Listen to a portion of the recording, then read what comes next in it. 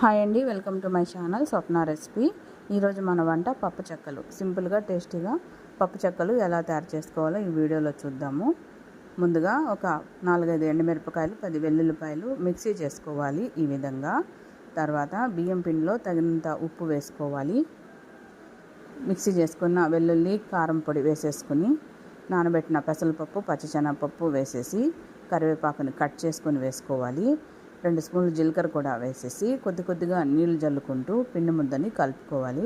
మరీ జారుడుగా కాకుండా మరీ టైట్గా కాకుండా పిండిని ఈ విధంగా కలుపుకొని కొద్దిగా చేతికి ఆయిల్ అప్లై చేసుకొని చిన్న పిండి ముద్దలు చేసుకొని పూరి ప్రెస్ పైన నూనె కవర్ వేసేసి కొద్దిగా ఆయిల్ అప్లై చేసి ఒక్కొక్క పిండి ముద్ద ఉంచి లైట్గా ప్రెస్ చేసుకుంటే చెక్కలు వస్తాయి. ఇప్పుడు ఈ చెక్కల్ని డీప్ ఫ్రై చేసుకుంటే అంతే, కరకరలాడే కమ్మనైన పప్పు చెక్కలు రెడీ అయిపోతాయి. చెక్కలు నచ్చితే లైక్ చేసి సబ్స్క్రైబ్ చేసుకోండి.